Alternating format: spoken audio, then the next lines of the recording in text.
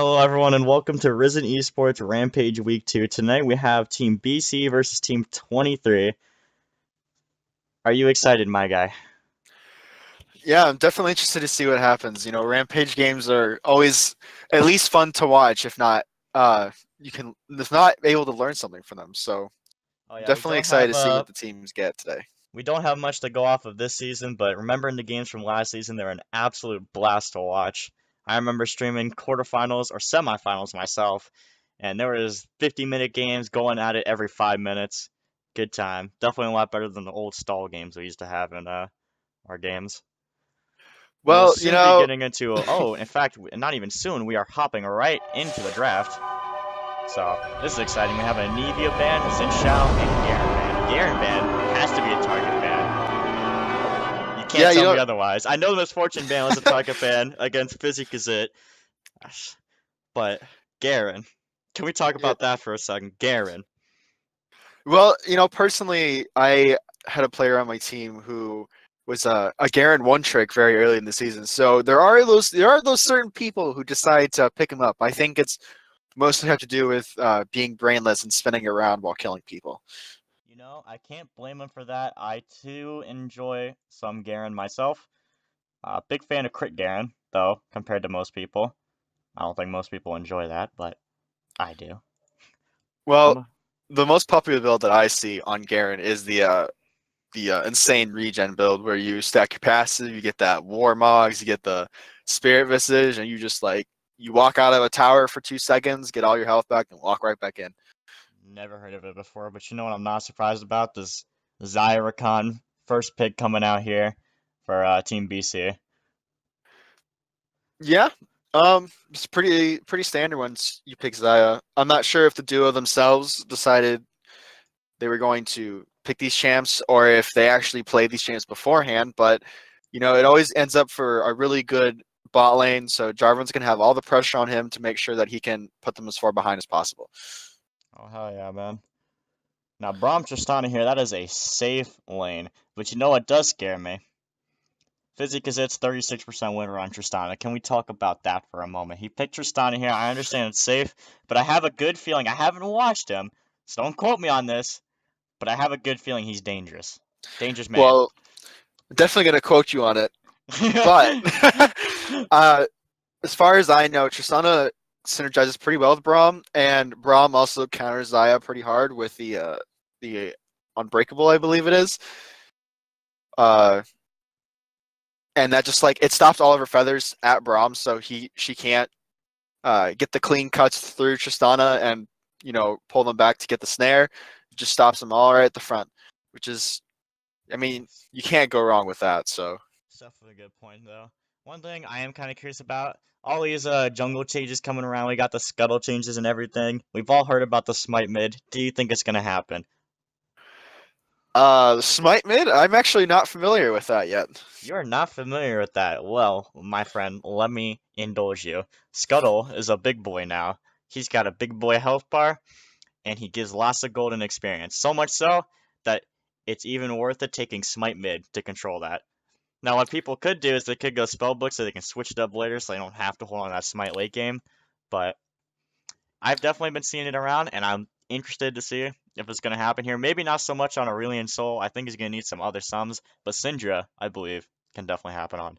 Well, I believe that Aurelion Sol usually takes spellbook anyway, even before the rework. Before the rework, but especially now after because he can actually instantly switch them and then have them on cooldown again. So Aurelion Sol usually takes teleport, possibly barrier in the early game, and then switches out to Ghost later on for better synergy with his W. Correct me But if I'm wrong, but I thought Aurelion Sol took Ignite because he had insane early kill pressure early on, just pushed out those waves and maybe look for a free kill.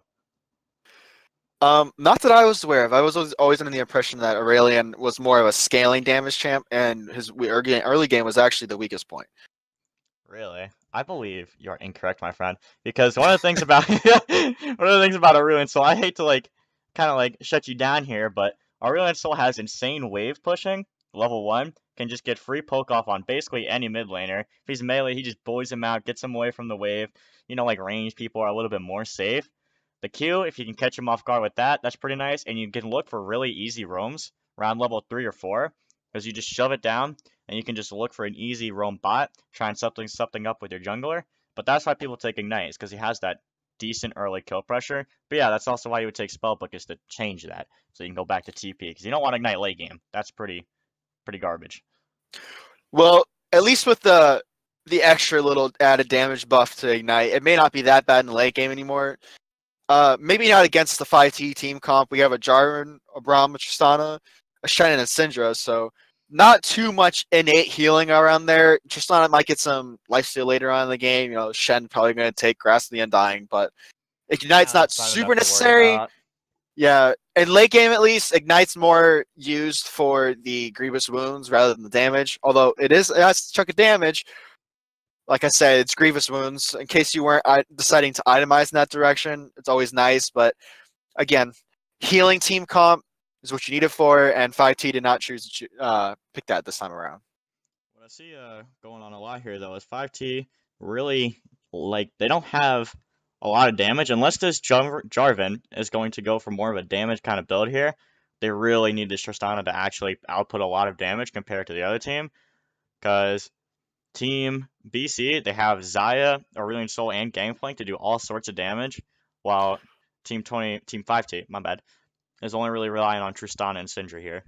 Right, but you also have to remember that uh, trading off damage for tanks is always questionable, because the tanks, they do have the Braum and the Shen, and the Shen especially is really good for either locking down a carry or protecting your own.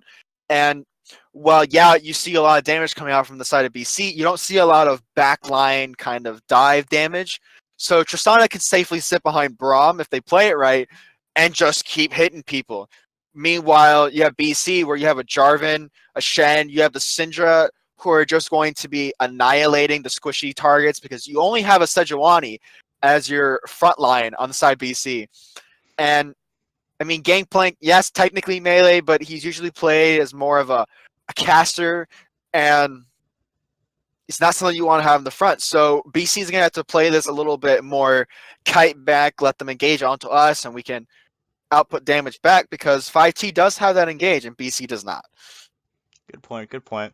Now, one thing we are seeing in Champion Select here that you guys cannot see is Aurelion Sol will be taking Smite mid, in fact. So, what we did discuss shall in fact happen. Not so greedy with the Ignite kill, but definitely we're going to be seeing some Scuttle contestation early on. So that'll be good fun, good fun. Yeah, and Scuttle is definitely more worth of a small objective to play around, at least for junglers, especially because of the changes with the recent patch 8.10. You do have the jungle camps, all are worth less experience, substantially enough to where instead of having 3 camps get you level 3, you now need 4. And the Scuttle is kind of like the trade-off for that. You get a lot more experience in the Scuttle, so that taking the Scuttle kind of makes up for the experience you lose in your jungle.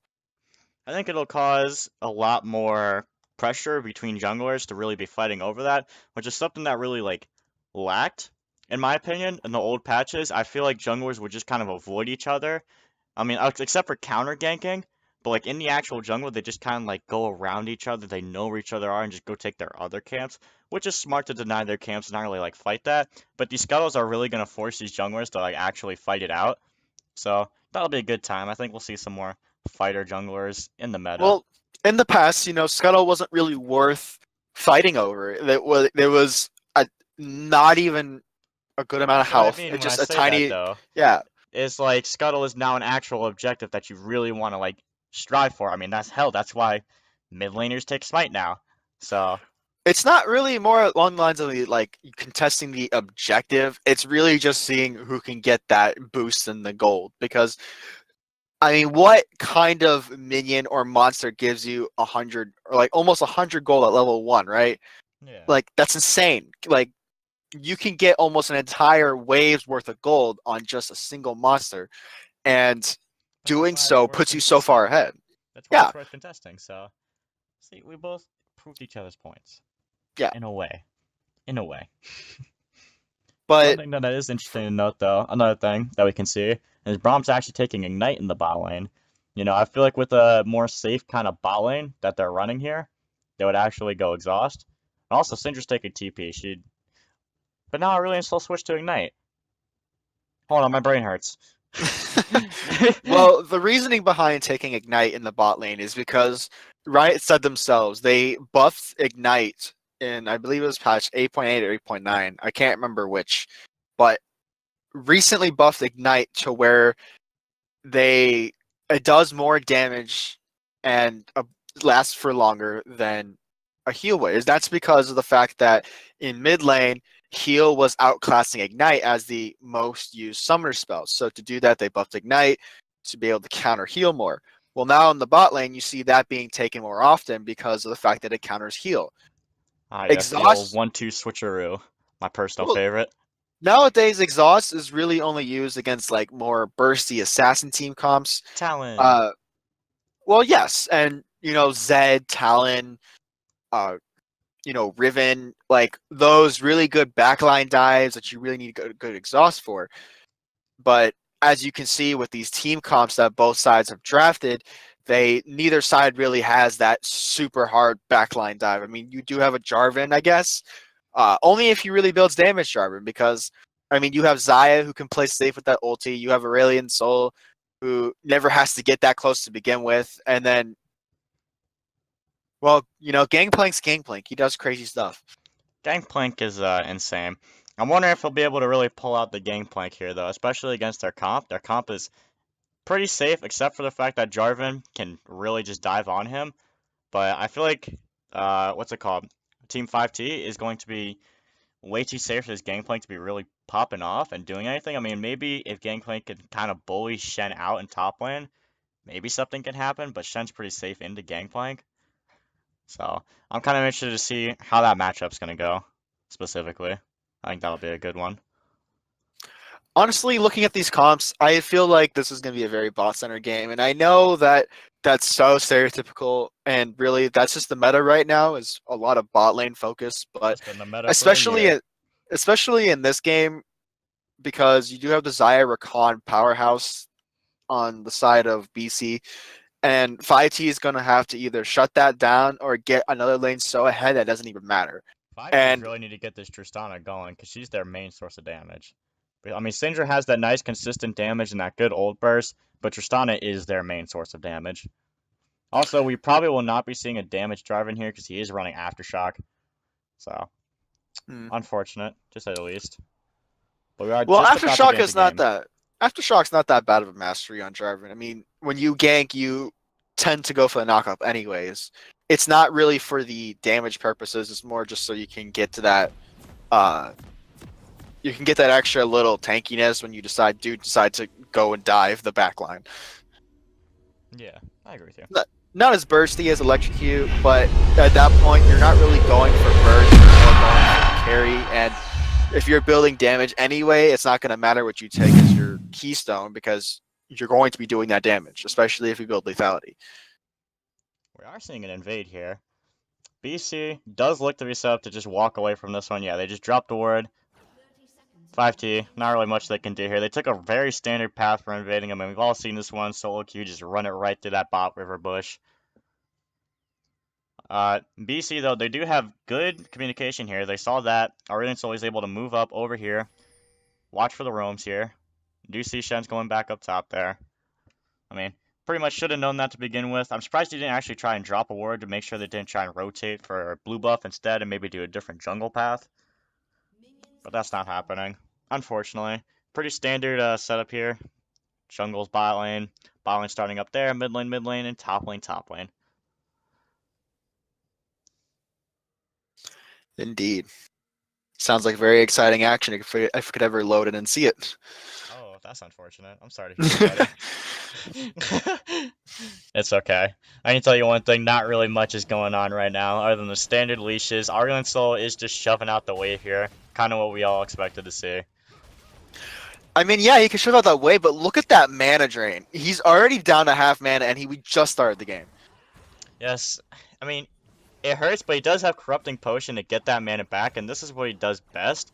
Now, if he did actually take TP, I mean, yeah, Ignite hurts, and you do see Syndra is half health. She's going to probably be forced to use her pot already. So maybe if he can do something again, he can actually get a kill. But this is also where TP would come in handy. He just keeps pushing it out. Unfortunately, misses that stun. Look at this free poke. This is exactly what I was talking about. Yeah, but like I said, let's look at that mana. He has basically no mana left, and while Syndra is taking poke, the only reason that she's so low health to begin with is because of the fact that she just tanked those minions in the first wave. One thing we do see though, because of this new patch, is Sejuani went straight from blue buff to Scuttle. Uh-oh. Looks like Jarvan's gonna be calling out in the jungle here. Spicy. Forced to use his flash, just straight following with the stars. He should be dead. He went for an auto instead. Unfortunate mistake. Possibly caught out by Syndra here. Syndra doesn't have stun though, so he should just be able to walk out of this. Forced his flash though. I would call it worth it. Is Jarvan going to continue aggroing that Gromp? What Especially a madman. because Sejuani can move over here now and secure the Scuttle Crab, putting Jarvan extremely behind in the jungle. Not only that, but Aurelion Sol did manage to steal the blue buff. Jarvan. Oh, I didn't even notice that. Jarvan continued doing the buff even though he knew that somebody was around the wall. And, I mean, he didn't know who it was, so the fact that it could have been Sejuani and decided to do it anyway is just, that's a very questionable decision. Jarvan is in a terrible position now due to that mistake. Forced to go down to Krugs, probably up to Raptors or something. He is not looking too good. He's going to be behind on XP and gold for a while. And luckily he did take his wolves, because otherwise he wouldn't even get level 3 off of those camps.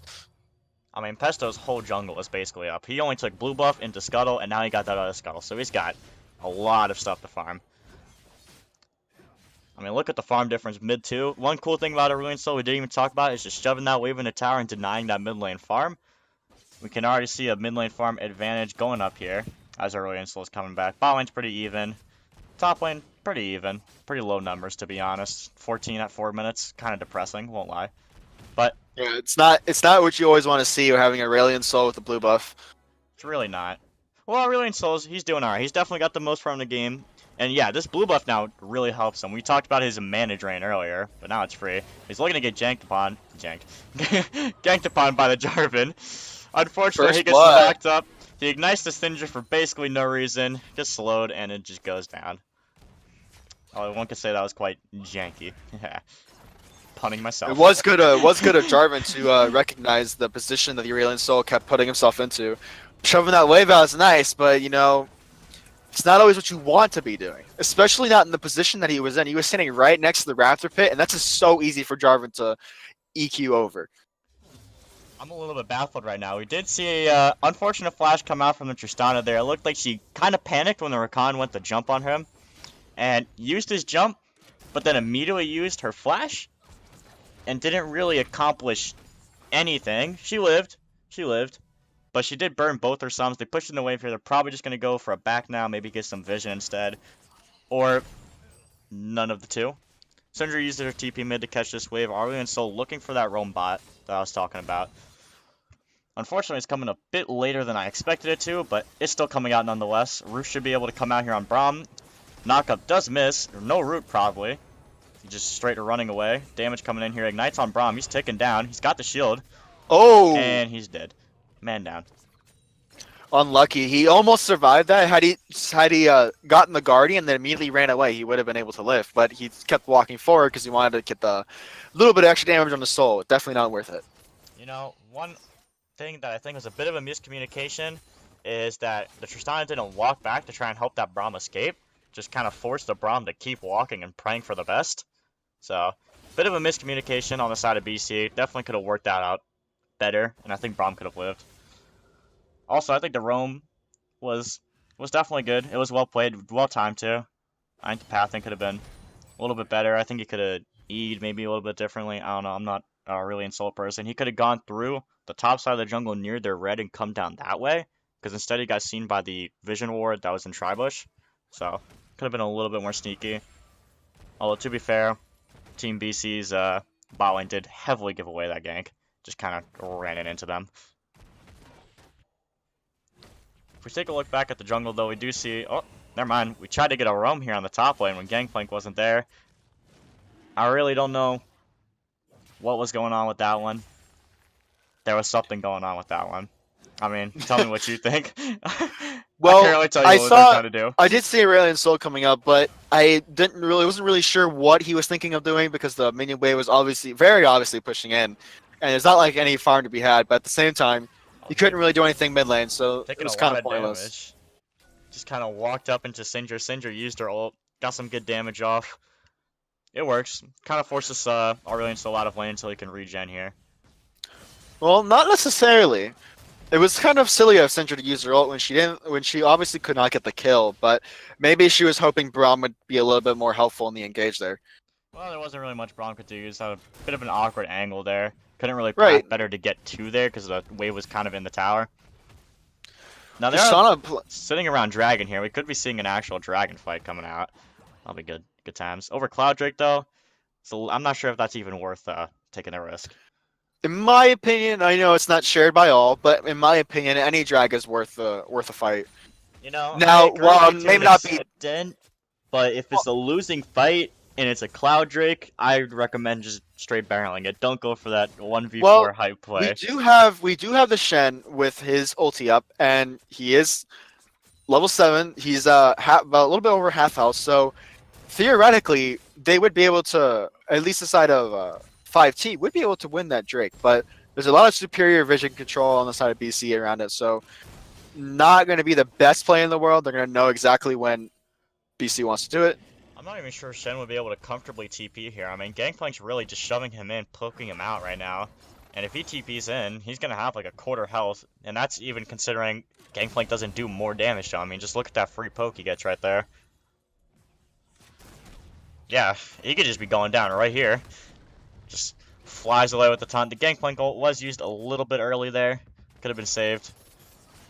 Right, and Good we job just with see we just Sunmola. see Shen staying for the farm because he knows he can TP back, and Gangplank's not the best at stalling the wave, so would not be surprised.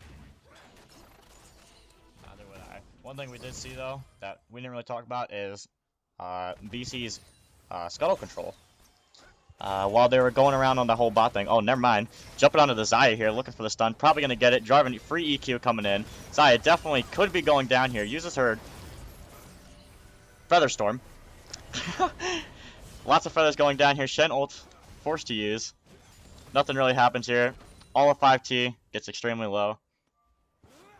Unlucky Ducky. Well, we do see the sums down and the ult down the side of Xayah, and we do see Ignite out from Lurkon. So next time they come bot lane, they know it's going to be a pretty free kill.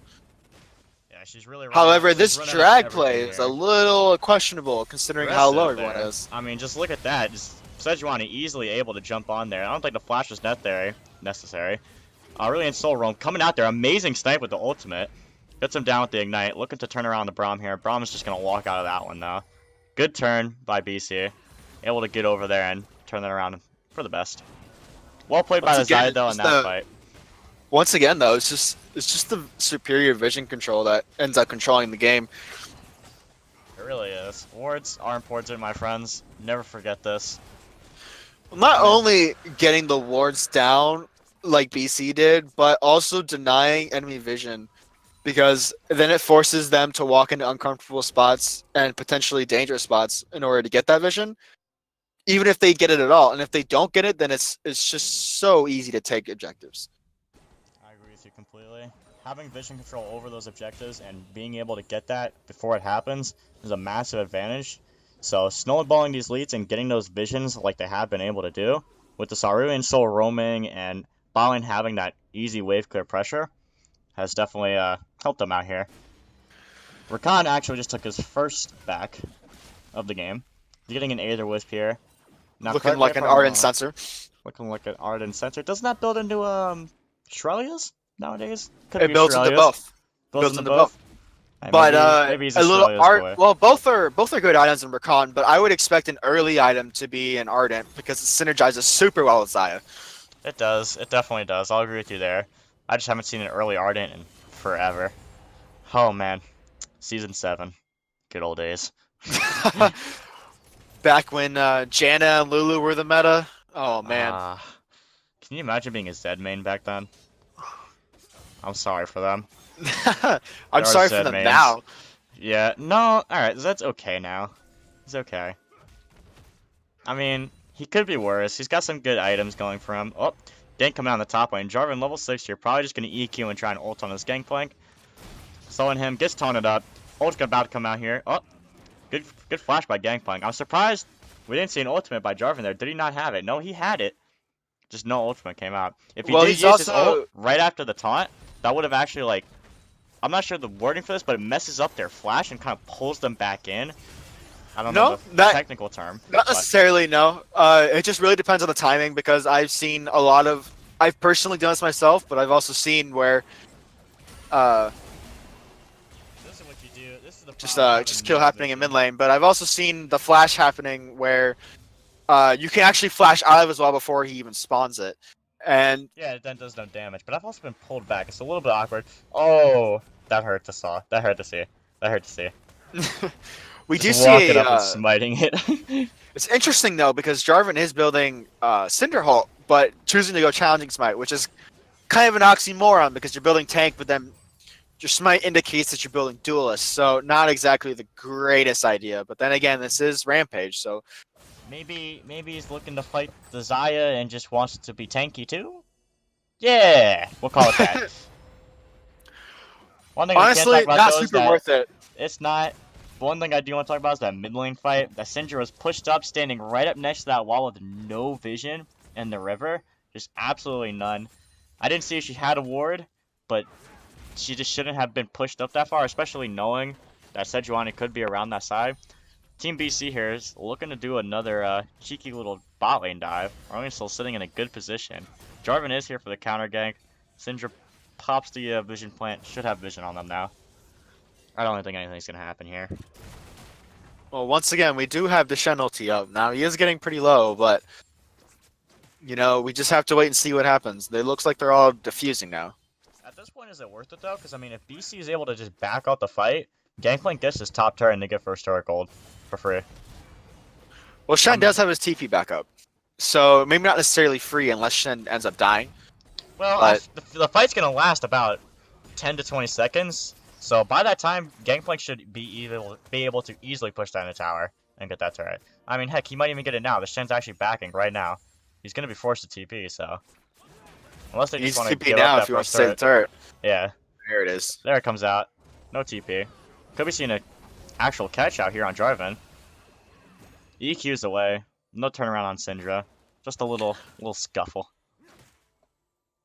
Yeah, with Syndra, in case you weren't aware, you really do need a lot of orbs down on the ground in order for your ult to deal maximum damage, and you don't really get that until you get a lot of cooldown reduction, so it's going to be difficult for her to get enough orbs on the ground to be able to really maximize that ult damage. Otherwise, you just have to use it as an execution. One thing we can start seeing, though, is the gold advantage really coming out from BC here. They got the farm advantages in every single lane, and they have objective control. I mean, I've seen that. I'm not even sure if Team 5T has actually gotten a scuttle yet. I don't think they have. And those scuttles really do add up over time, I'll tell you. They really do. They could be looking for a pick here, but I don't think anyone's in range. Just gonna be a simple little walk away. Good old time here. Bata are looking to be going down if Xayah and Rakan end up staying. Especially with that, with the, I'm sorry. okay, buddy. The deadly plumage coming out from Xayah. Should she choose to use that on a turret, that's going to be a lot of insane damage, but it seems like they're just kind of back. A Which, little bit of a duel here. I'm not sure if Aurelion Sol wants to take this. He just got stunned. Forced to use his flash. Good flash by him, though. Syndra, that boosted flash. She might end up dying for it. Nah, she's gonna live. Just barely. Just barely lives that. The boosted flashes, man. Oh, you gotta love those. Flashes Really? forward into the wall. It's gotta hurt. It really does. It really does. That was real awkward for Aurelion Sol there. For a second, though, he got stunned up. And just, his what is it called? Is it called Cosmic Radiance? His, circle? I don't want to call it circle. Celestial Stars. expansion. Celestial Stars? expansion. His celestial expansion was oh my gosh, what's the word? His celestial expansion was we'll call it decreased. I know it's not the word, but it was decreased, and he couldn't get in range of Syndra, and just kind of forced to stand there while his ignite was ticking on her. Bit awkward there. Luckily, he did just run away. Managed to flash over the If launch to the Syndra did have Ignite in that fight, that would have gone so much differently. But yes, it would have. personally, I think the teleport is actually really questionable on a champion like Syndra. You don't really need it. And while really don't, especially I mean, my thought on that is that she probably used teleport to be able to get back to lane against somebody who can push as hard as Aurelion Sol. which makes sense, but it's also not really worth it because you either need, in my opinion at least, you either need Ignite or Barrier. Heal could work fine as well, but They're trying to go for the pick. Sejuani forced to use her flash there. Gangplank goal coming out of nowhere, just coming out of left field here. Uh-oh.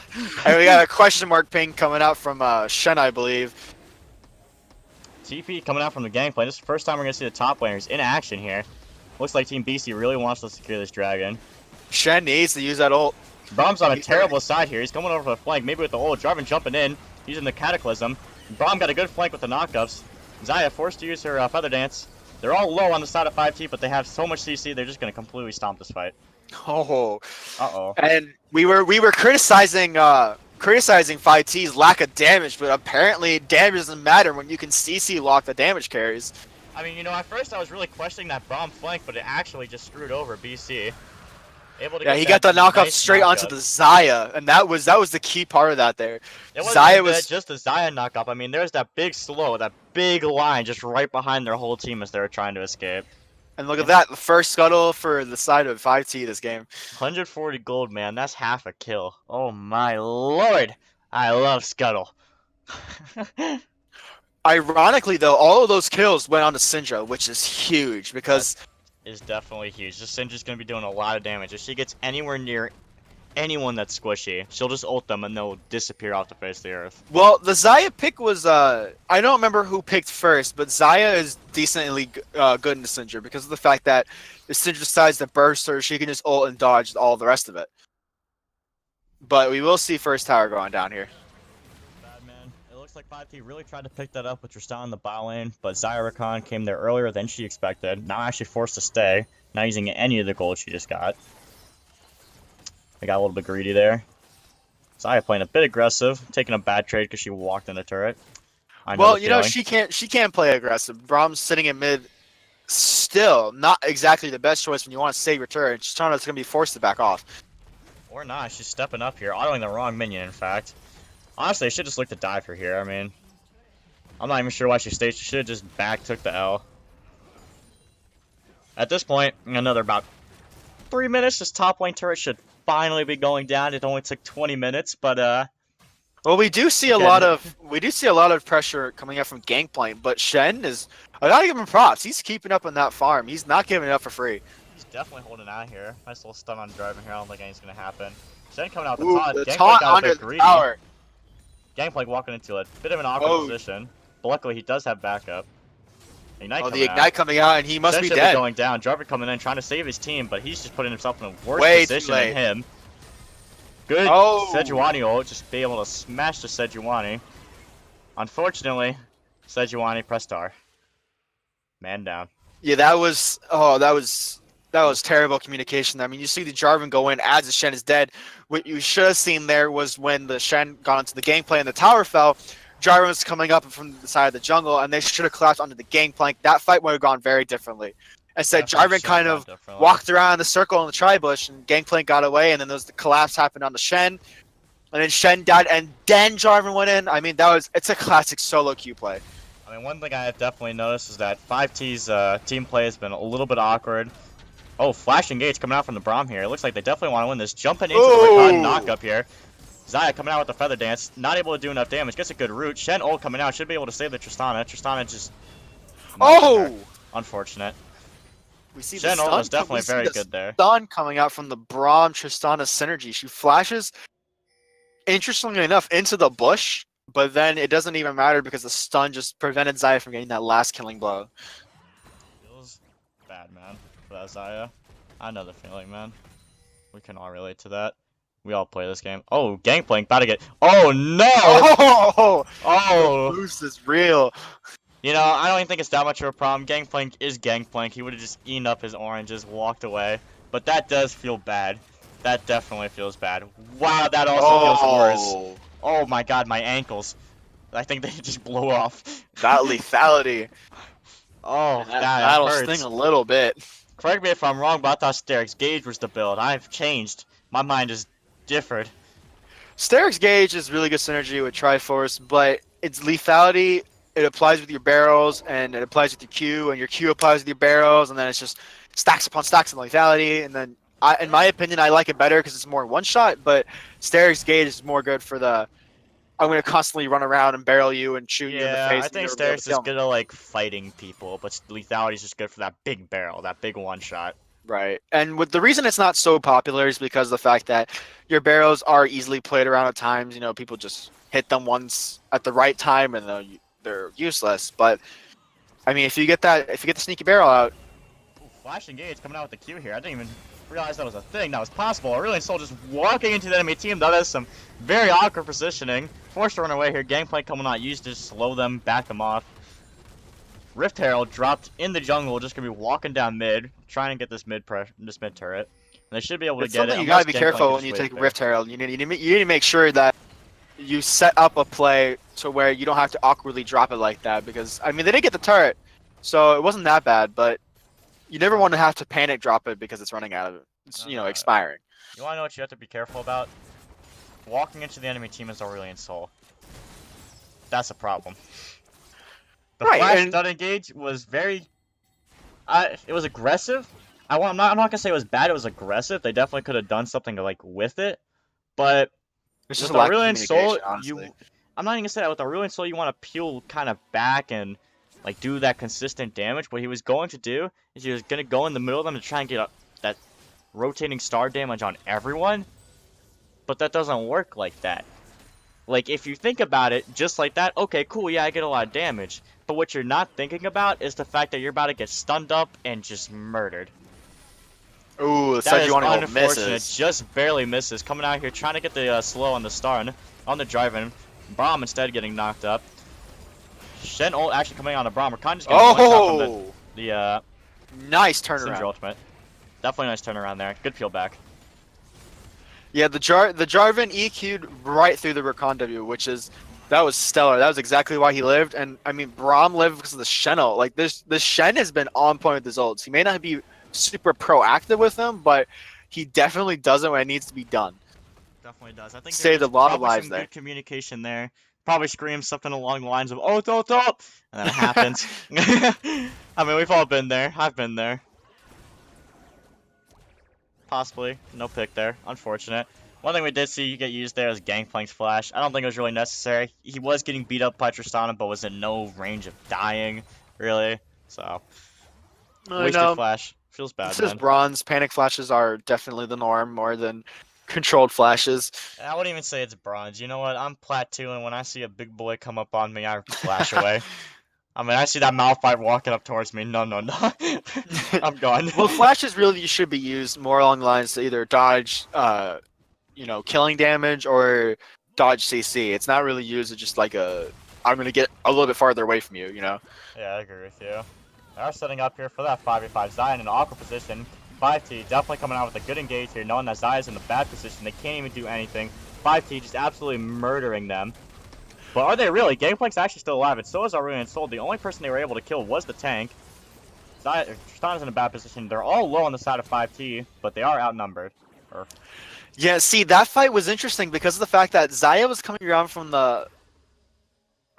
bot side along the right of the fight, and Braum just like stood right in front of her, blocked all of her feathers coming out, and just like completely denied any of her access to the fight. It was perfect.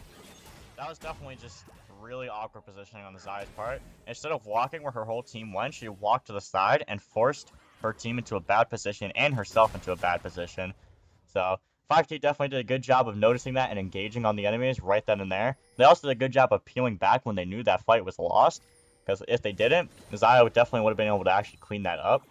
So, And interestingly enough, we do see more kills on the side of 5T. I'm sorry, but the gold difference is insane because it's like 2,000 gold. The Scala control is definitely much bigger early, and they have so much more objectives and more farm than the side of 5T. I mean, just look at the farm difference. There's about a 50 farm difference in mid lane. Well, objective control is not really the case because now with the 2 dragons, the flash. Unfortunate. W doesn't exist. But we do see the 2 drags coming out, so it's not even objectives really. And yeah, scuttles do give you a lot of gold, but there haven't been enough of them to spawn this game to equal a 2,000 gold difference. I really think it's just I would say Scuttle so far has given about a 700k gold lead. Whoa, And right, but like 700 you have gold to lead. equalize it out because the kill. Oh my God! I'm sorry I had to feel Completely like that, one shot. Saya. I'm just sorry. I mean, I'm pretty sure you could have gotten your ult off before you died there. Was it even worth it though? She had heal and flash. I think it could have been We worth it. see I think it could have been like, worth it. there's a 3K goal difference, and we see Oh, the taunt just kill- missing. Aurelia's still just walking around. Manages to stun the Tristana, hit her with the ult, but not able to finish her due to a good channel. Tristana just being able to be aggressive and flash and jump in. Fortunately, not quite in range. Jarvan coming with the flash cataclysm, finishing him off, doing that good old tank damage here. We see some more aggression going on in the mid lane with Sejuani and Jarvan. They are confident, looking for this fight, even though they shouldn't be. Gangplank uses his orange a bit early. Jarvan able to dive in and get the Braum stun on him. He is going down, man down. Unlucky. Unlucky. Wow, Lucky. that was. You saw Aurelion Sol activate his E right as Jarvan cataclysmed on top of him, and it was just like a nope. That was a good flash by Jarvan, though. He recognized, I need to get this man now, and just flashed and ulted him instead of waiting for his EQ to come back up.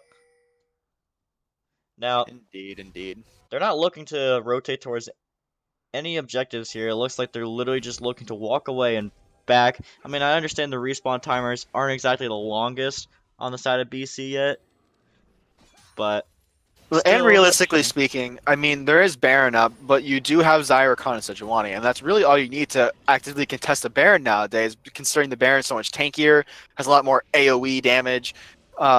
It's just yeah, so it's not a not bad something idea you to go can ahead and do reset. quickly, really, anymore. You really need like a good Baron shredder, such as like a Kog'Maw, Varus, a Kaisa. You really need that high max health kind of damage. Otherwise, you can't do Barons very fast. It's an aggressive ult right there. He's confident, but he definitely missed that Q there. Didn't quite line it up correctly. Maybe could have continued to chase it. I would say he forced her out of lane, but she was already going to back anyway. One thing that 5T really needs to start working on, though, is their wave control and like where their waves are. What's pushing, what's not pushing, split pushing, and kind of like reacting to that. One thing I've noticed is that waves are just kind of like crashing and they're nowhere near them, or just not splitting at the right times, or anything like that, really. I mean, there's been like no split pushes these games. I mean, look at this. Yeah, BC I just was about sees to that say wave like coming splitting up. is non-existent anyway. Yeah. Yeah, wave control is always no matter what elo or team you are, you need to work on your wave control, and it's a matter of playing in a competitive environment with a team, because you can start setting up more complex plays when you know what your team is thinking, rather than like if you play like a solo queue game where you just control your wave and everyone controls their own waves and it's not coordinated. But I mean, yeah, look at what we're just talking about there with wave control and coordination. I mean, BC just walked down and got a free turret because 5T was just kind of walking around like, oh god, what do we do? Thinking too much on what they're going to do next and not reacting to what's happening now. I mean, I think they were trying to like maybe figure out how they were going to get Baron, while BC just said, screw this, let's just go get bot turret. Interestingly enough, we do see Sejuani building tank, but building support, which is not Zeke's something you would Convergence? usually see. I don't remember Zeke's Convergence being that great of an item for junglers. I understand Locket and Knight's Vow, but never Zeke's Convergence. That never really occurred Well, to me. it makes logical sense if you put it on like Xayah or Gangplank, but you don't. Sejuani, I feel like could benefit a lot more from building more straight tank rather than like support. It's aggressive here, but I don't think anything can happen. They're too far away from each other. Cedric gets a nice, neat little stun here. Aggressive Sejuani and aggressive Rakan. They're still messing with each other. They should just be able to backpedal out of this one, though. Shen is actually pushing that turret into mid. Gonna be walking back down. And Shen can do that. He does have his ult, so he can split push all day, and then when a fight does start, he goes right into it. Yeah, the waves are definitely not on the side of BC right now. I gotta go and clear that shit, push it back in, and then go back to Baron. 5T can start setting up vision around Baron now, because they have those waves. Maybe try and do something, look for a pick. I don't know if we're going to start Baron. See, there's that pick that I'm talking about, though. Good Sindri coming out. Jarvan able to fly right back in there. Tried to save him with the Sejuani ult, but as soon as he gets hit by a stun, he's gone. And they're turning right to Baron. BC has no vision on this, too. Good ward clearing. This is exactly what you need to do. You need to make them face check you when you want to go for an objective, otherwise they play it too safe. Putting the objective, the explosive plan was really smart there, too. Making sure the jungler can't just hop in. Sejuani should probably go look for a steal here. Coming in very early. They should just be able to burst down Sejuani. Doesn't actually burst down Sejuani. The Baron got the 23 health there, though. Extremely scary stuff. Stopwatch Indeed. comes out, I guess. Jarvan, it's interesting to know that Jarvan didn't even use his smite. I'm sorry to hear that. So Sejuani had the chance and completely whiffed it. You know, it happened. She did, Pressure and got to the head. She did use her smite that fight because she had 2 charges of it up, and she did use 1 charge when she went into the pit, but she just miscalculated the damage and unfortunately fell for nothing. You know what else is interesting? BC still has the gold lead. Yeah, see, that's what I was saying earlier. It doesn't matter how much farm you have because the kills would make a difference, but I guess not. Because No, sir. BC does have almost 100. I hate to interrupt you here, but we do have a big fight going on here. Rakan jumping around in here. Braum had a good ult. Able to absolutely murder them with the Aurelion Soul. Zai should be able to free clean this up. Not actually walking forward on them there. Unfortunate. Could have attacked me on there. Got a bit distracted. I was listening to you. I didn't even notice that big fight was about to happen. Yeah, that's why I shut up. But, it's like, it has to be just a CS at this point because... Oh, what are you doing, buddy? I'm sorry. You're being too aggressive. Nice flash coming out from Shen there. Definitely a good catch. But that was way too aggressive. You had less than 25% of your HP left, just walking into mid lane like it's nothing. That's just being careless. And we were talking about Tristana being the main damage source, but I disagree. I think Syndra is hard carrying this game along with the Jarvan. I think And Tristana's that, I definitely doing a don't... good job. She's Let me definitely doing a good job. rephrase that. I don't even think it's the Jarvan. I think it's the Shen. Shen has been making exactly the plays he needs to make, exactly the ults when he needs to make them. Now, like I said, maybe not the most proactive making plays, but he's using it. He's making sure that it's on cooldown as much as possible, and that's how you play Shen. Shen has definitely surprised me. He, most people crumble in that kind of matchup. They just get upset and they start doing dumb things because they're just getting bullied out for like 20 minutes, and it's really depressing. There's not much you can do, but he held on. He never really, like, stuttered, if you will, like, in his gameplay. And Right. kept playing smart, kept doing the good ultimates, kept going where he needed to be at the time. And now he's really starting to show it. And honestly, a GP versus the Shen lane, it's really just a skill matchup because you do have that periodic shield you can get. You do have the ability that blocks autos. So if you just play it smart, you go up for minions when you have your abilities up, and GP can try both as much as he wants, but all in all, it's going to take him forever to whittle you down. And by the time that you're in Wait, between hold on. your... Can we talk about Aurelion Soul's positioning here? My guy Very walked up questionable. extremely far here. Shen just kind of standing behind him, in fact. They're all sort of awkward. BC's going to try and save them here, even though Gangplank's bot can't do anything. He's actually TPing in. This is extremely desperate. Nice Aurelion Soul, able to kill them off. Rakan's being impatient, though. Didn't go in here. In fact, actually just walks away there. They need to go on in this now. Sejuani is actually flying in now. Brombolt's coming in to peel. Good Rakan knockup. No Rakan ultimate coming out yet. Good Xayah Featherstorm able to finish off the Tristana here. Tristana has no damage. Syndra's extremely low. They can finish off the Syndra here. They just win this. BC definitely has a lot more damage. 5T should just have to run away from this. Surprisingly, saving Private Ryan worked. It worked. Yeah, it was just really unfortunate on the side of not XT. It's really unfortunate on the side of 5T that they weren't able to get the soul because that was just a long chase for nothing. That really was. I'm surprised 5T wasn't able to actually do that. If they weren't able to kill the Iron Soul, they should have been able to turn that better. I'm not really sure and the how whole that fight, went honestly, terribly. whole fight was it just hurt to watch. It's a classic 5 team fight. I mean, your whole team is chasing one person, and then the whole enemy team comes up behind you and kicks your butt, and then you have nothing to show for it. That's bad, man. Luckily, they're able to get this inhibitor here. Pretty nice, pretty nice. They got that wave pressure on top lane. Baron is not up.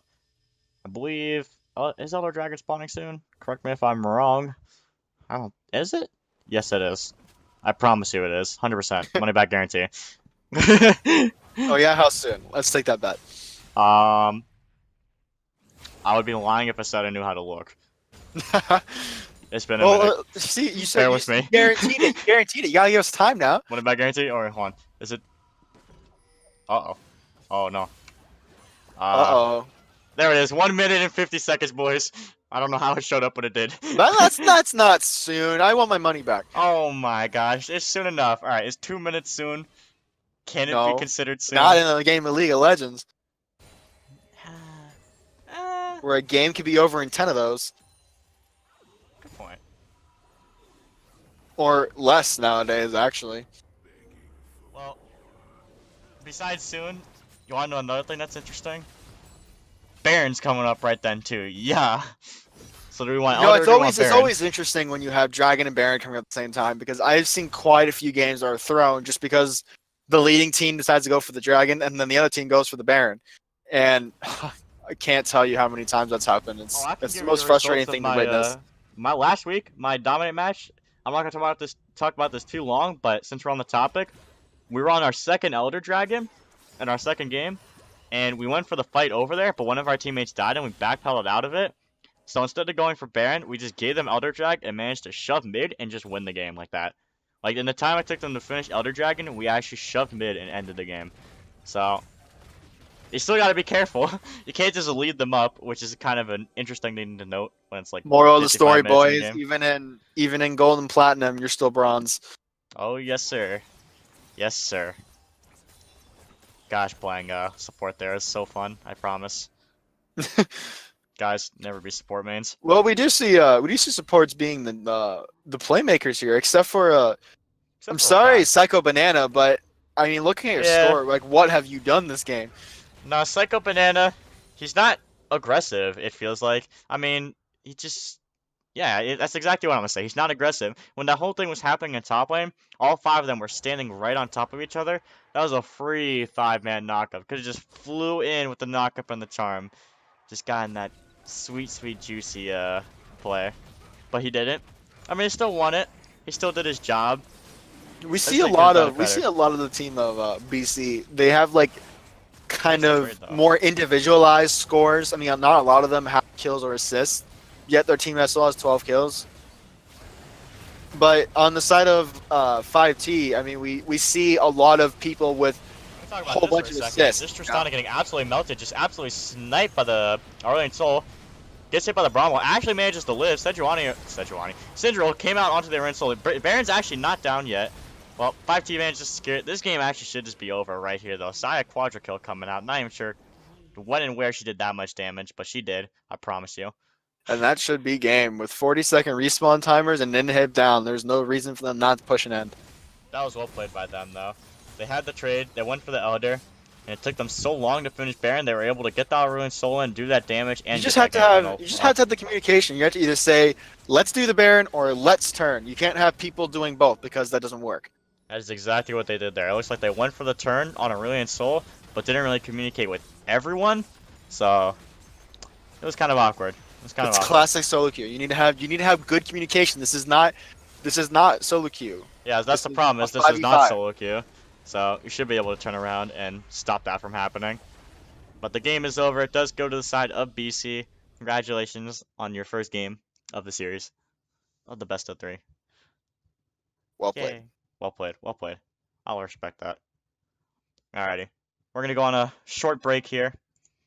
I will come back to you guys in about 5 minutes. Laters.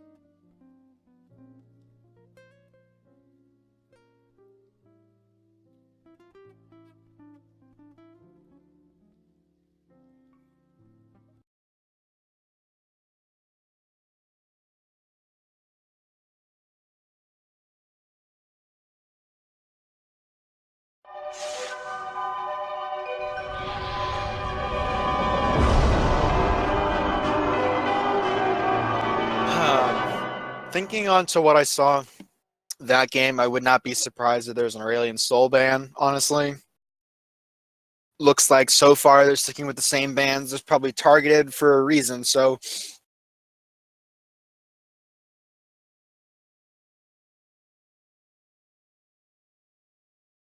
the Xayah ban. Yes, exactly. I was hoping at least something would change, and that's a pretty key component if I do say so myself. I agree with you definitely there. Nah, Xayah definitely is a good ban because it completely cancels out the Rakan for coming out. But what instead we do see is Morgana, the meta support. Gotta love that. What you did, or they did ban Morgana last game, but I think they're learning from their mistakes. Not even, I don't want to say learning from their mistakes, but I guess chose Xayah to be more important of a ban than Morgana. To be honest, I would rather get rid of the Garen, but it's their choice. I guess Garen is too much of a power pick for them. Tom Kench is pretty safe going into Morgana here. Just eat him away from the root. Good old Indeed. times. Good old times. I like that. You're just going to have a lot of damage on your team.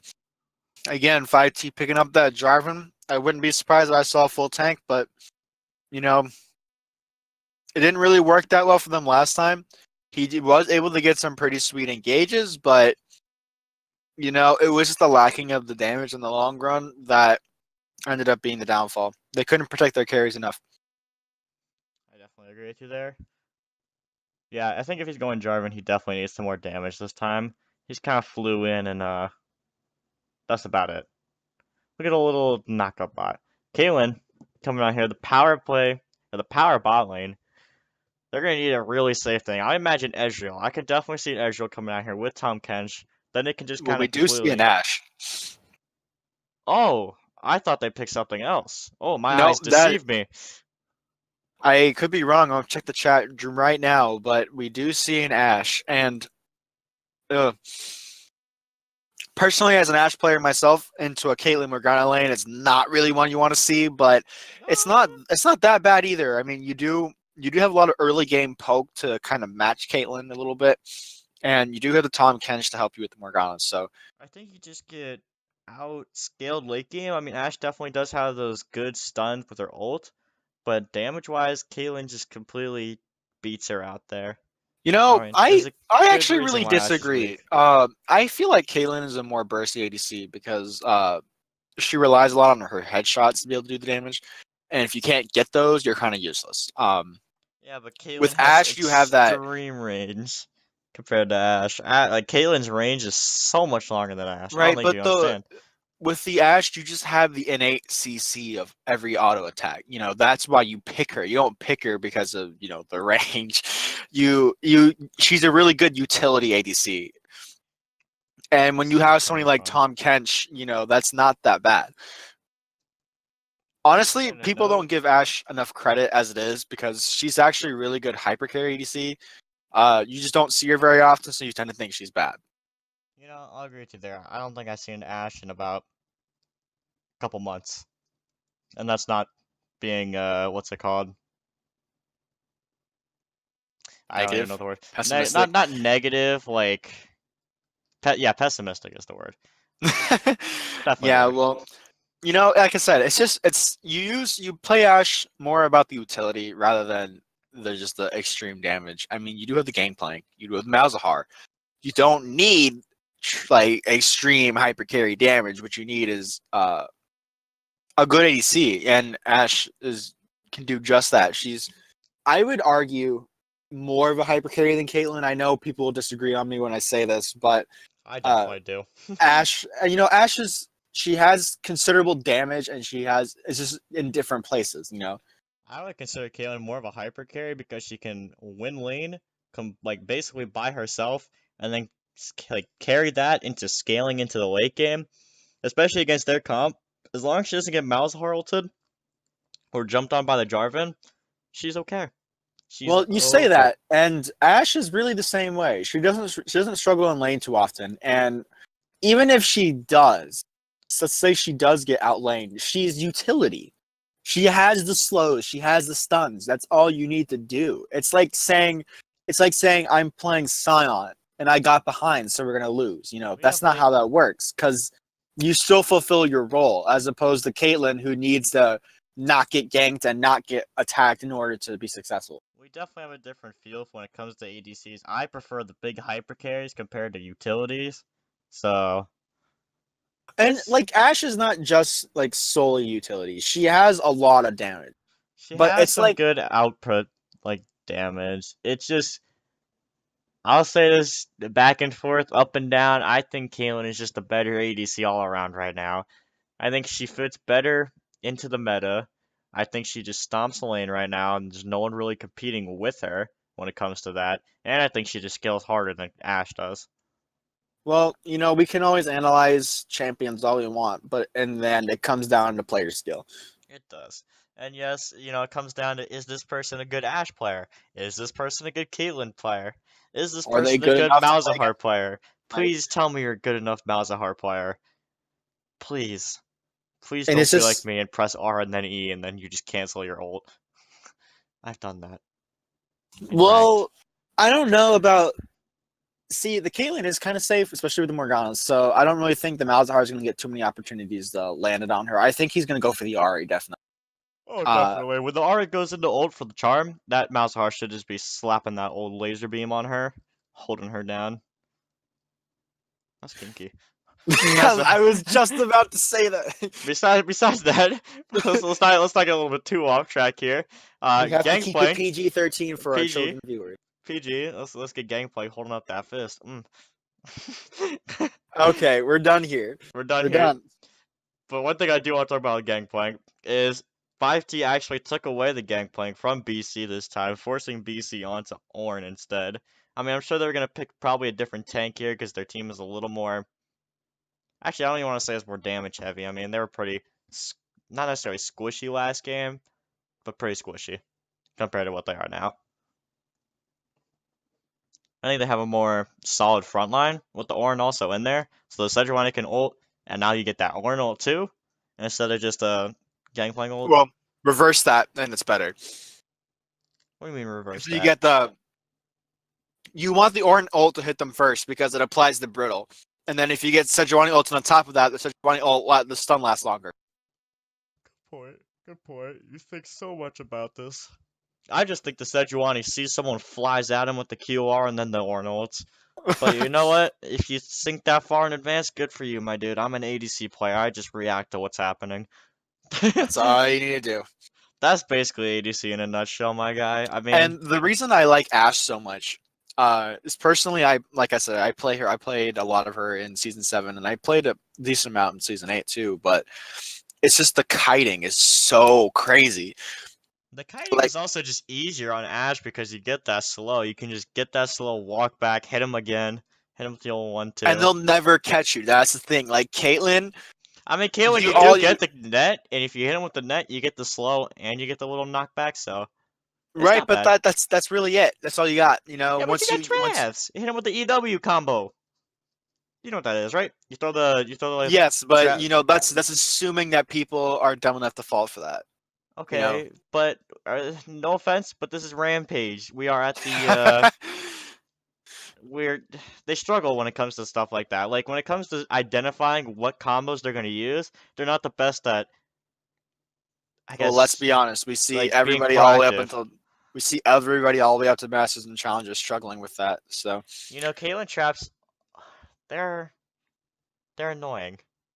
You well, know. you had. Wow. Okay. Let's try that again. Mihoi Uh, Minoi. you know that Caitlyn's going to be putting down traps. You know it, but You like, know she's going to be putting down traps. So but your common brain sense tells would you say get her. not to walk into the trap, They're but called traps for a reason because you want to get them, so you keep going after them, but then you fall into the trap because it's a trap. But your brain's like, no, get that Caitlyn. Don't turn away. Don't you go to the right. Go get that Caitlyn right now. I want you to jump on her, knock her up, and murder her. But then you just step into the trap, and then you get Well, shot. there's always a flash. Dude, I feel like that's a metaphor to life. You like go to achieve something, but then you step in the trap. Wow, that's deep. Traps are gay. That's all I have to say. They're not though, because like Okay. you don't expect it. And it's just like Okay. You know what? PG-13. We're done. PG-13. PG. We are not having this discussion. We are talking about the fact that Ari took Ignite and Malzahar took Teleport, and those are pretty classic summoner spells. And we're also talking about the fact that Morgana and Tom Kench both took Exhaust. Not something that. Why? They were talking about how Ignite was better, and it out damages heal now, and Yeah, all this, and then now we're exhaust. We're regressing in time. We're going We back are. to season 1. Woo! I'm not even sure if Exhaust was a thing in season 1, but we're still going way back. I think it did, but it did used to do some whack stuff, man. I don't remember all of it. It was that was a special time, man. I remember I played season 1, but I was in 5th grade at the time, and I played Under My Table and I played Cho'Gath. Those are the old days. Nom. I'm not my dude. That's back when I thought levels like transported in between games. So I'd go into the next game being level 18. Fortunately, that's not quite the case. Well, I wish I could say that we all have that experience, but no, we don't. That was pretty stupid of you. I was in 5th grade, okay? Come on. I remember when I started to get back into it in my freshman year of high school, I played Lissandra. And I was thinking, okay, I'll build AD because that's like I want more damage. I didn't realize AP was a thing. So I built like Bloodthirsters and IEs and stuff because those are the big damage items. Isn't that what you're supposed to do? I mean, it's an alternative build. It's not bad, right? We're not gonna call it bad, and we're not gonna trash talk it, but we're not gonna recommend it. I'm really curious to see what Lissandra's crits look like, because her basic auto attacks are you basically throw a shard of ice at them. What I've noticed from my experience when it comes to like different champions that aren't usually built crit is if they have a projectile, it's just some sort of bigger version of their projectile. So like hers would probably just be like an ice cube instead of a little shard. And then like if it's a melee champion, they have like a little like kick or like some different way to use their weapon. That's what I've noticed. Trust me, I've experimented with a lot of weird things. I did not know that though. No. Whoa, you took that way out of context. I'm talking like hybrid Malphite, like. I've experimented with a lot of things. Says the guy who thinks that traps aren't gay. But they're not though. Okay, well. And if they are, I'm gay as hell. Okay, well, we are done talking about this. Yes, we are. PG-13. Nothing out of the ordinary I can see here. Pretty classic spells, pretty classic keystones. Pretty classic Gangplank about to run in there. Oh, uh-oh. That charm just barely lifts. That's actually quite unfortunate. I'm assuming she just leveled up her charm as the Gangplank was running in. So that's going to lead to a bit of an awkward level 1 lane there. But I guess. Nope, I wish I did. But once again, stuck on the loading screen. Oh, well that's unfortunate. I'm sorry to hear that, buddy. You know what you need? A better computer? You need a gaming computer, yeah. Get a better computer, my boy. Just kidding. You, college or something. I don't know, man. Good luck. Go to college. Yeah, go to college, boys. Don't do what I'm doing. I promise it's not good. Even though I'm going to college, so going to college is not good. You know what? I'll go to college eventually. One day.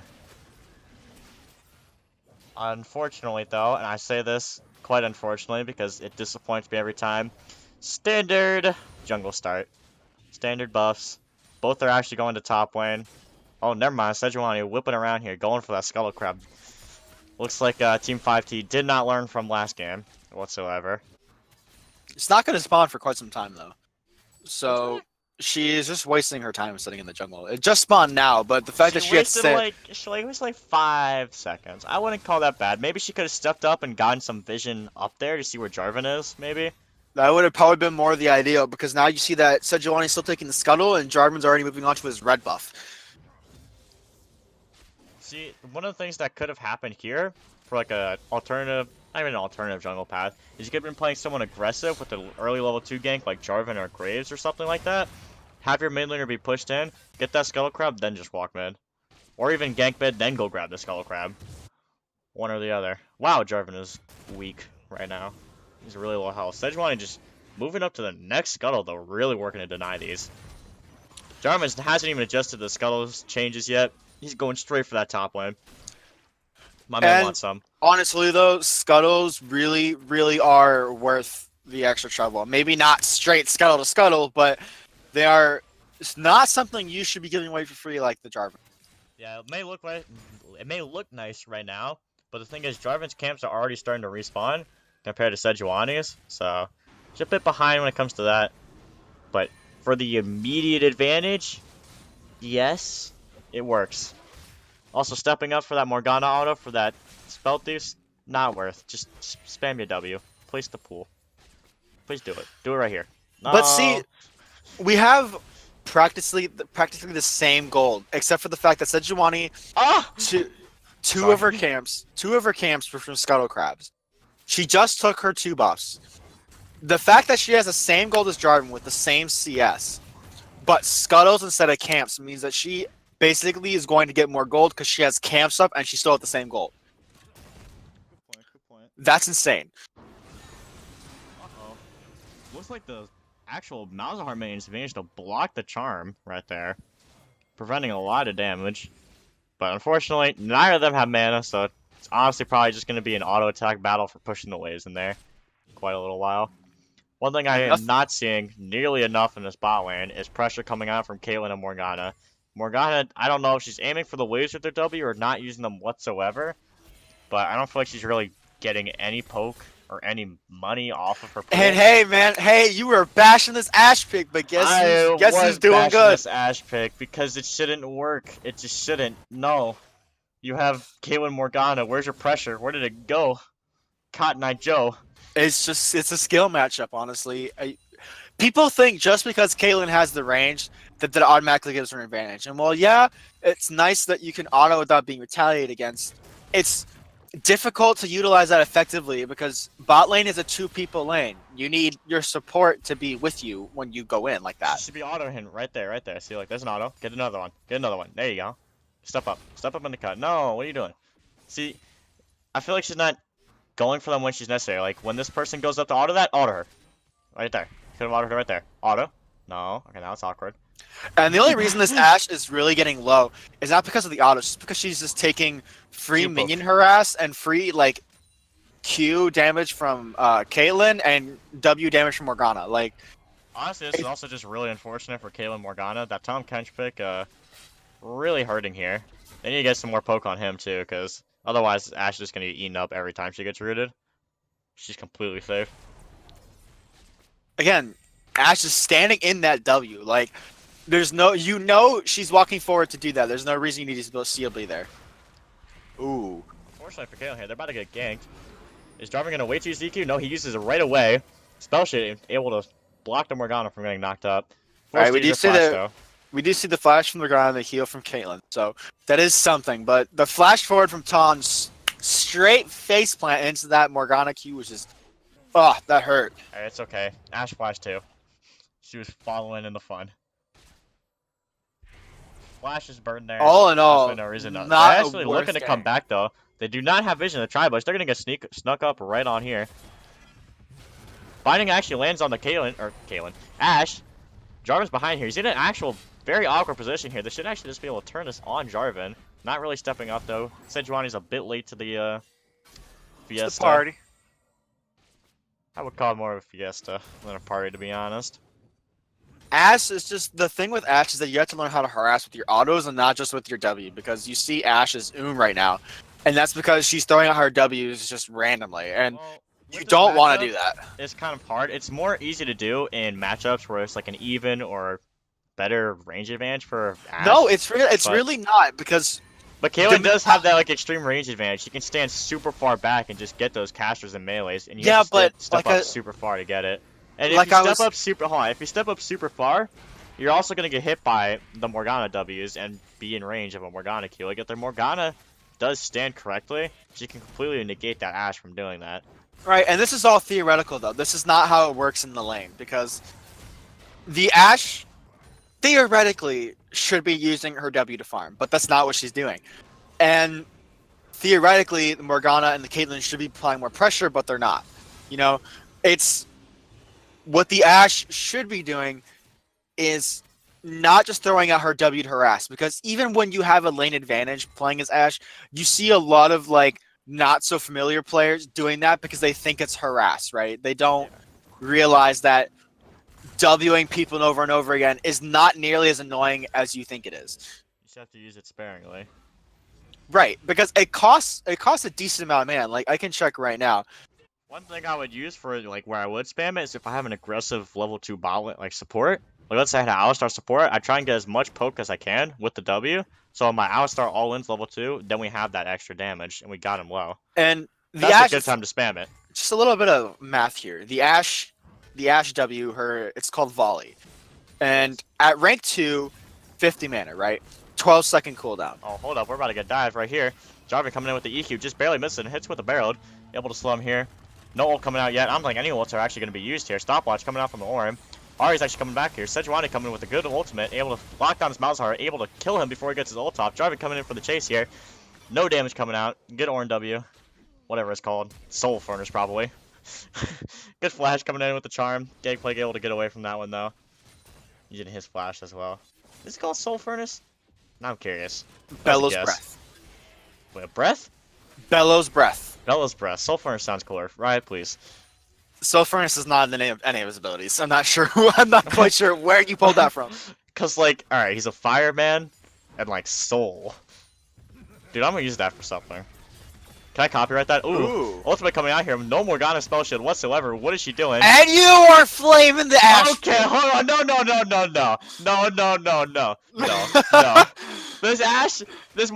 This Morgana stood there and didn't use her No. shield. You can't sit No. there and No. try to put it on something else. The only reason that play happened the way it did is because she got slowed and then ulted. The only reason that happened the way it is because this Morgana's brain turned off because she got Gangplank ulted. You can blame it on whatever you want. The point is, You can use whatever facts excuse are for there. that working, whatever you want. No.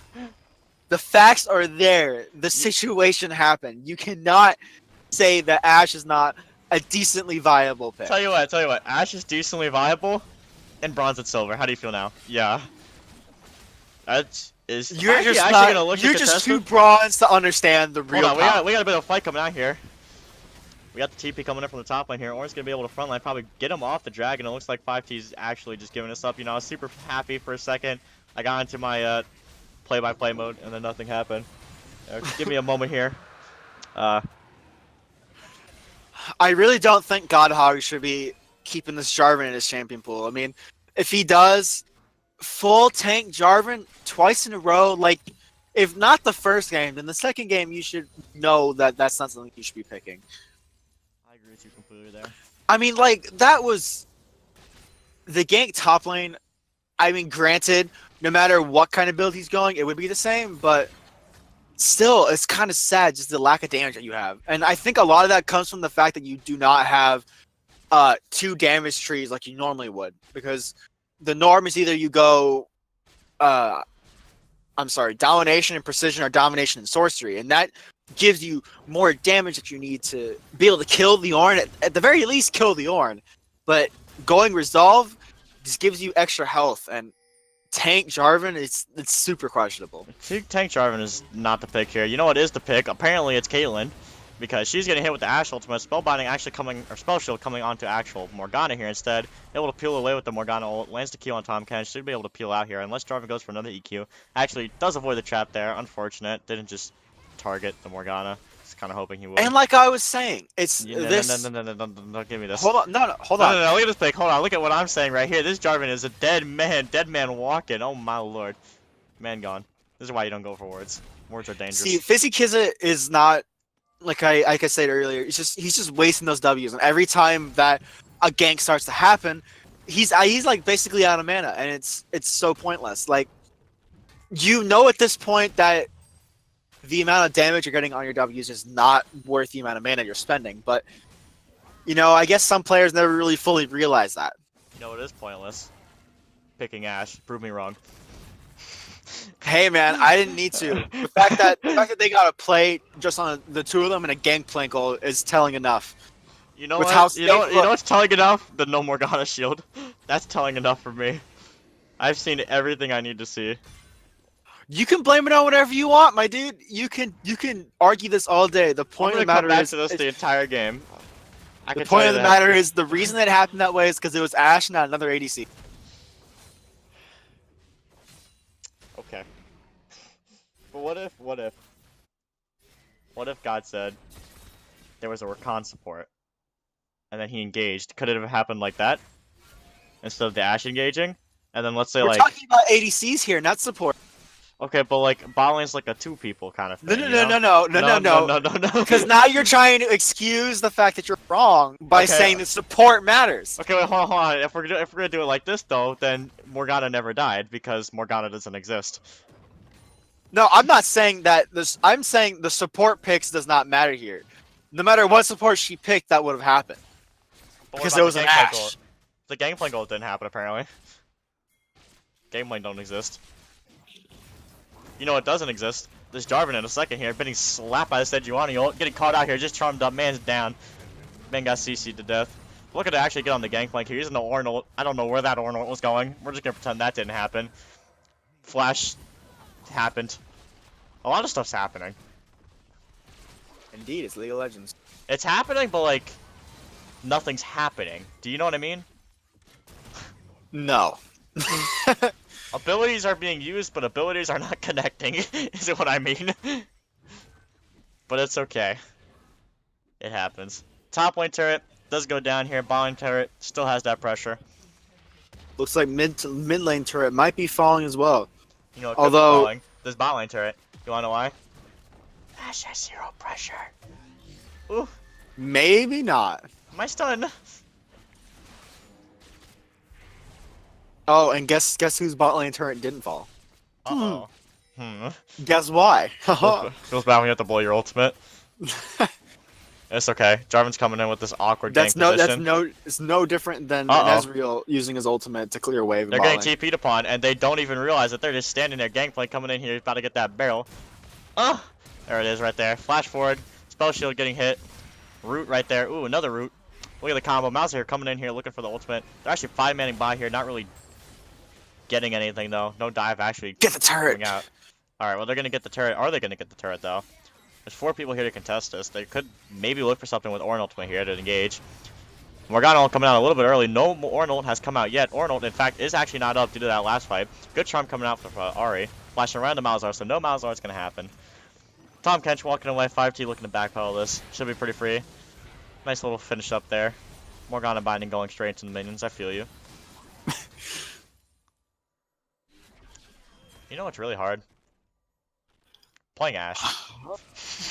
Well, obviously, it's difficult playing any ADC these days because of how much everybody knows that the meta is centered around bot lane. You know what's really hard? Positioning. Aw, I feel bad for Jarvan. You just took the bullet for Ashe, and Ashe still died. She E-kills over the wall. Forced to use his flash. Will Ornn actually connect? Goodbye. Yes, it will. There it is. They're donezo, man. BC looking like they're gonna just clean up this game here. They're about 5.7k gold lead. Numbers are hard. I can't read. I'm totally not about to graduate in like a week. Haha. How did I pass math? Hey, who needs math in the real world, right? For real, dude. Like on my senior schedule, I didn't need a math, and I told my teachers I don't want a math class. And then they put me in an honors math class. You know what I did in that class? Nothing. Literally nothing. I mean, in this game, we just see. I honestly attribute the win here just to better JG wins, as the Tox people always say. You know, Sejuani's getting these plays, and Jarvan's. I can give him props. Jarvan is really trying, but I mean, I beg to differ. His build is a little bit different, and I feel like he's going in at the wrong times here. I mean, he's trying to be the power play, he's trying to be the hero, but it's not working out here. I don't Definitely think not. it's I don't think it's the build necessarily. I mean, it is attributing to it, but it's just his decision making Okay, is not but where it needs to be. He went Cinderhulk, and now he's got 2 long swords. You know what else is interesting? That charm. Unfortunately, just barely missed. Look at his damage coming out here. Oh, there goes half your health. Goodbye, Ash. Get out of my lane. Rift Herald goes over to which team? I'm sorry. My Karen was in the bot lane. I'm fairly sure this is Team BC. I kind of figured. Yes, Sejuani has Rift Herald. Okay, good spot, my boy. I was looking for that. Ash over here, struggling to take the crop. Ash, by the way. I mean, it would not be any different if it were Caitlyn, my dude. Caitlyn has 2 levels on Ash. This is very different. Caitlyn Okay, has 30 but farm. assuming that Caitlyn was at the same level Ash was, I think any AD carries take jungle monsters early on in the game. You know what else is a jungle monster? This Gangplank's about to be. He's a dead man. He's about to be the zombie in the jungle. You can't.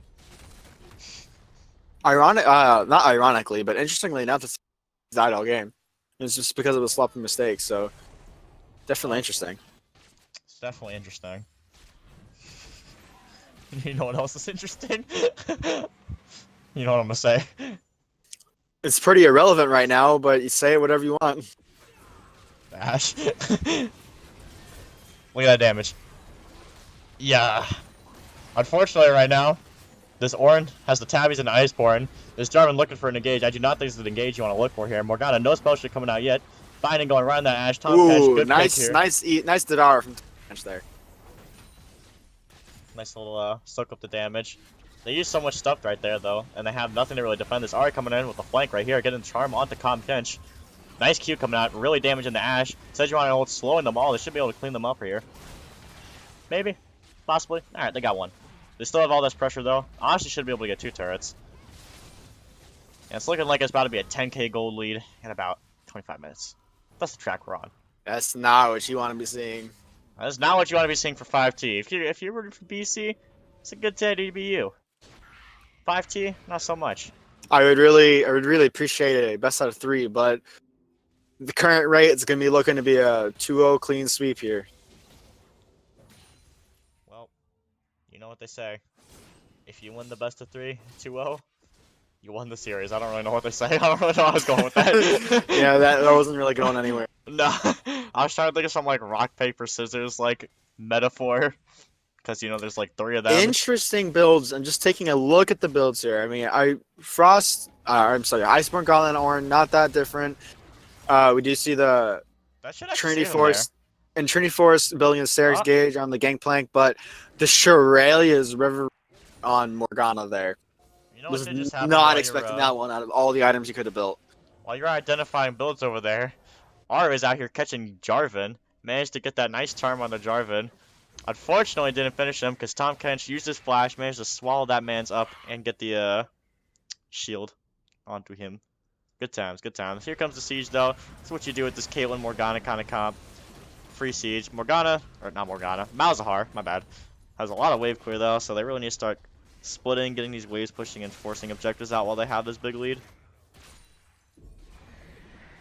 Which they appear to be going for right now because they got that Rift Herald pushing top. Ornn actually using his ult, God knows why. It looks like they're not really going to be looking to engage upon this. And Figured they were probably just wasting time to get the Rift Herald to the tower. that's a good binding coming out. Oh, Wow, that's a long man. route with that brittle. Oh my lord. Stuck in between that little wall too, taking that max percent health He got damage. brittled again. Jarvan Wasn't looking to even engage on him, does no finished. damage because he's building tank. Gets absolutely just shredded down. Well, see, he's building the same thing he built last game. We see the long swords, but he's actually building into a Titanic Hydra again. You know what this Morgana really needs to build? A spell shield, apparently. I wish that was an item you could build. I Well, just- technically it is. You can Well, build a. Edge of Night, that's neat. Uh-oh, Ashwell coming out here. There's no Malzahar ult to really follow up here. They have really nothing to... Oh, up Tom with this. Kench. Tahm Kench jumps in alone in the back line. I don't know what this man's doing. Looks like he was going for the flank, thinking that was going to be the big fight. Ash stepping up in the cut. Not really what you want to be doing right now. Good route coming on to Malzahar here. Wasn't really paying attention to the traps. Sejuani, flash forward, feeling like a big boy. Look at that damage. Yeah. Do some more. Ooh, charm. Just barely missed. Ooh. Yeah. So, how's that utility working for you? I wish I made bets on this game.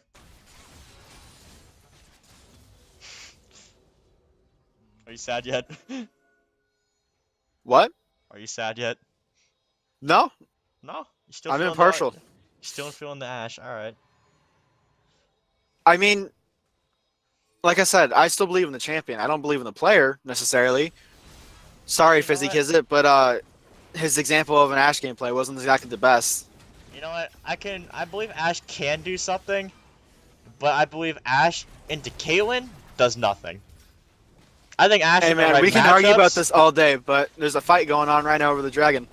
I wouldn't even call this a fight. This looks like just a free dragon going to BC here. Gangplank ult being used. Now Jarvan's going to be looking to come in. Ahri needs to back up, though. She keeps stepping, trying to back up. Stepping to try and back up. That's interesting sentence right there. Interesting sentence. Good thing that fight didn't go on. Otherwise, that would have been a mess. I'll tell you that.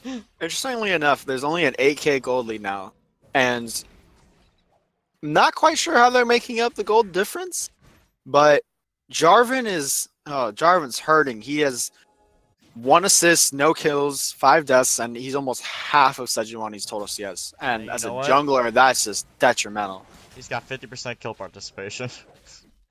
True, yeah. I mean, I can't say that he hasn't done nothing because there's only been 2 kills whatsoever, but Ooh, triple barrel.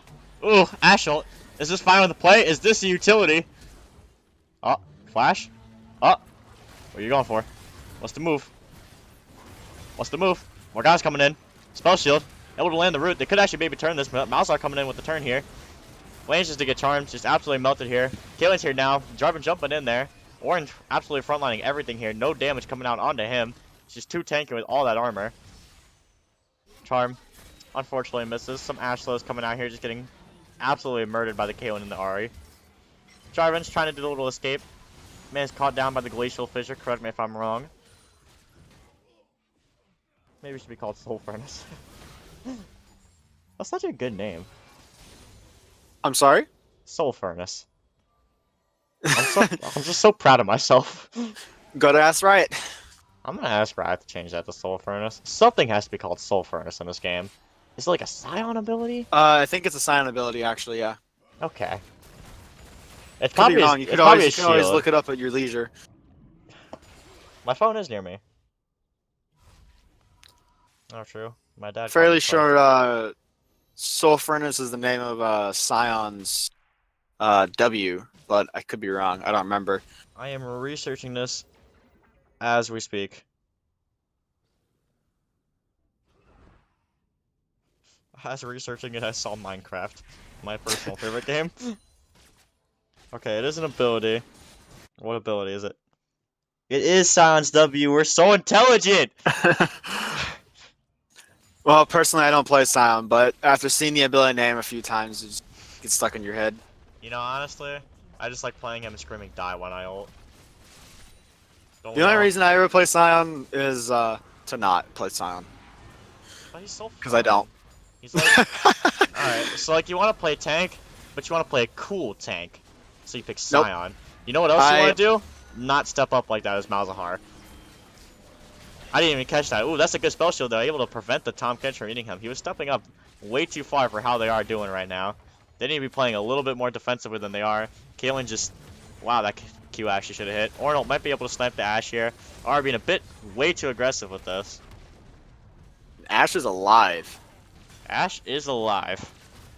Morgana, maybe not so much. Looking Oh. at just the scores right now, I mean, Malzahar and Jarvan just not their games today.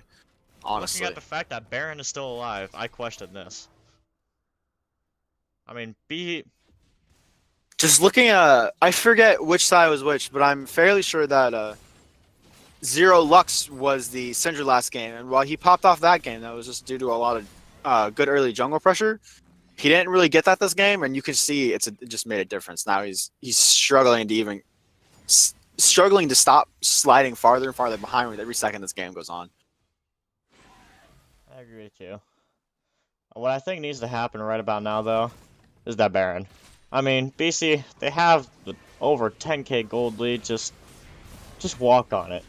Just walk on it, literally. That's all you need to do at this point. I mean, 5T Well, really like doesn't hold a key to you. There's nothing stopping them from contesting the Baron, and Baron's always a really tricky objective because even when you're ahead, you know it's the Baron's hitting you the whole time that you're trying to fight. So that's just an extra damage source, and it's not something you can do lightly, especially when all 5 members of the enemy team are up. I mean, while I agree with you, at this point, I think they need to do something other than shoving in these turrets. I mean, what they're doing might eventually work, but it's giving time for 5T to actually scale up. Well, really, this would work if Caitlyn would just auto the tower, because they do have the wave crash into the tower, and Caitlyn could get at least like a couple autos, but she's just sitting there waiting back, trying to clear, and she's not being aggressive enough. Unfortunately, I might see this Ashe actually scale up. I'm sorry to hear that. Oh, never mind. I might not. She just Ashe ulted the Ahri.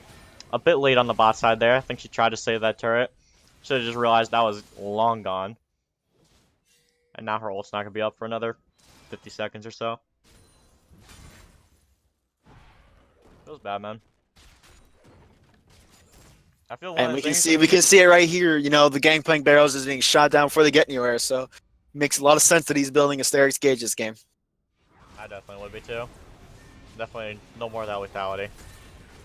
I mean, it did some good damage, but I think Sterix is the way to go. But yeah, I agree with you. She needs to hit this turret, like, anytime now. Any day now, honey. Hit that thing. And in reality, this is exactly what 5T needs. They just need to stall this game out. Yep. Get their carries ahead, you know, or not even ahead, just get them caught up. Get their items. I mean, Ashe just hit her 2-item power spike, and if I were to guess correctly, she'd be building a QSS right now, so she's gonna be hurting a lot pretty soon. You know what's funny? They get this dragon, like they actually rotate down for the dragon as soon as it spawns, but Baron's just not even being touched whatsoever. Well, that's really, like I said, because Dragon's an easy objective to take, and Baron's a lot more risky. Especially, like I said, when all members of the enemy team are up. They would have known. I just want to see something to happen with a 12k gold lead. I mean, we're just kind of sitting around here. Not really doing anything. Well, as you're fond of reminding people, this is a bronze and silver game, so you can't expect too many things to happen. Well, there you go. We see the gauge coming out finally from 5T there, as Ahri went a bit too aggressive, caught the Mauser hole, and BC actually does pretty much lose this one. Ornal coming out here to try and peel them off. Caitlyn might be able to get a good amount of damage going off here. Mauser doesn't have ult. Jarvan doesn't really want to engage without his ult either. It looks like 5T still does have to back off. Maybe gonna get some damage on this turret finally. Just maybe. I sincerely doubt it. Maybe not. That Unfortunately. engage is just super interesting because Sejuani flashes in to try to get the Ashe, and there's just no backup for that. Ahri had already died, and everyone else was trying to kite backwards. Ornn wasn't even in that fight until the very end. It looks like they got impatient and were trying to make that game-ending play, but they just don't know how to make that game-ending play. And you're like I said, you're talking about the gold lead here, and in reality, that really doesn't matter because it just comes down to the skill and doing something like Baron when 5T can pull something like that from a straight up 5v5 in a lane, much less trying to fight over a Baron. Like that's exactly why BC know that they should not be going for the Baron unless people are dead. I definitely think 5T played that correctly and responding to that right, but I think BC just weren't on the right mind there. I think they were just playing impatiently, aggressively, possibly having a good time, thinking they just have this game in the bag, instead of actually making a calculated decision and rotating and doing all sorts of stuff they need to be doing. It's only a matter of time, though. However, that did give 5T some confidence. Now they're actually being able to step up outside of their base, possibly even get some vision. It's an exciting day for them to see the outside world. Well, here we go. Now you're seeing the dance around the Baron that you so wanted. Well, now we see the Ornal that connects with no one. But We are seeing them very split up. Dash ult actually does land on Caitlyn there. Enchanted Crystal Arrow actually sniping the Caitlyn right in the bag, forcing them to back off. I wouldn't even say forcing him. Morgana Q just barely missing here. We should his Ornn to actually step up right here, which he is. Got some spellbinding on him, so nothing can hit him. He's feeling pretty safe. Ashe stepping up way too far, just gets absolutely melted. Uh-oh. I agree with you with that player on Ashe. Getting engaged on Tahm Kench here. 5T is going to have to try and backpedal out of this, but there's just no way they can backpedal out of this. BC has way too much CC, way too much pressure. I mean, look at this Caitlyn. She just free steps up on his Malzahar. He can't do anything. They don't even look to end the game here. Looks like they're going to look for Baron. Or a Caitlyn ult. One or the other. Or both. Good time, though. Good time. Indeed. Indeed. Now, the mistake here was more along the lines of item builds because, like I said, I feel like Ashe is building into a QSS, but she decided to go for a Vamp Scepter, and while Lifesteal is nice, especially against the team comp that she's facing, a QSS would have been much more needed, and in that case, the life-saving item. I think it's not the item builds. I think it's the positioning. That Ashe positioning was not correct. Nope. At all. I agree with that, but like I said, if she had the QSS, that would have turned out differently. I mean, I wouldn't even say that. I mean, the Caitlyn was still in a good position and had red buff for the slow, so I think she was just merged. I mean, either way, she would have been taken out of that fight, and I think they still could have gotten turret and hit him. Could she possibly have lived? Yeah. Would things have turned out much better there? No.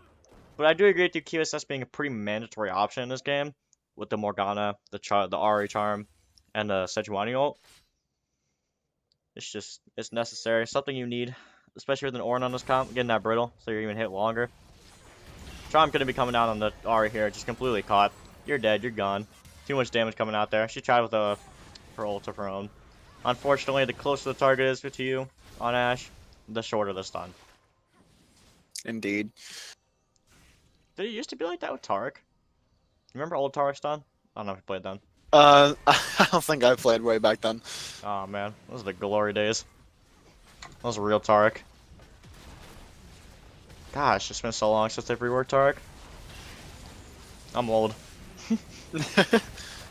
Well, it does look like the final game-ending push is coming through here for BC. Definitely is. Ashe is not going to be up for another 10 seconds. Sejuani ult coming out here for the slow.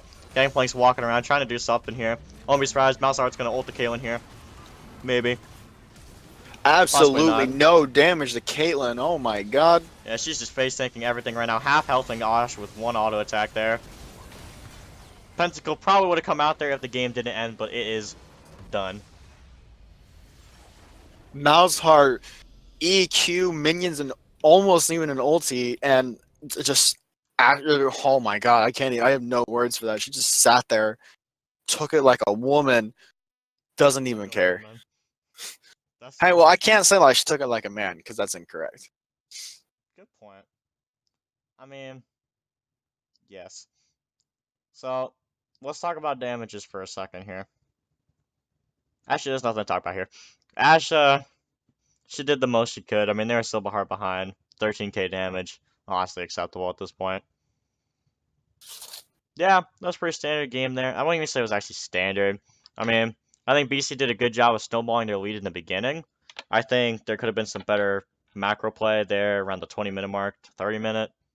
They could have definitely done something different. And yeah, see, look at that. The Ashe damage, like, while compared to the Caitlyn damage, was not the greatest, but the Ashe damage was still comparable. I mean, a Malzahar, she should not be out damaging a Malzahar. And the fact that she was that game is pretty telling.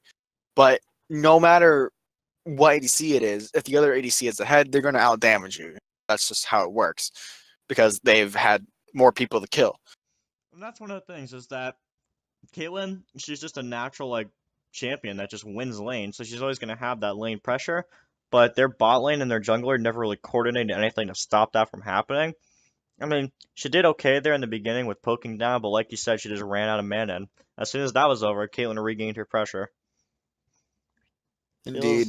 Feels bad, man. Feels bad, man. It was a good series, though. Definitely a good series coming out from BC 20. Well played to both teams. You know, if I had to pick an MVP from each side, oh man, I don't even know where to begin. I think do I, to be honest.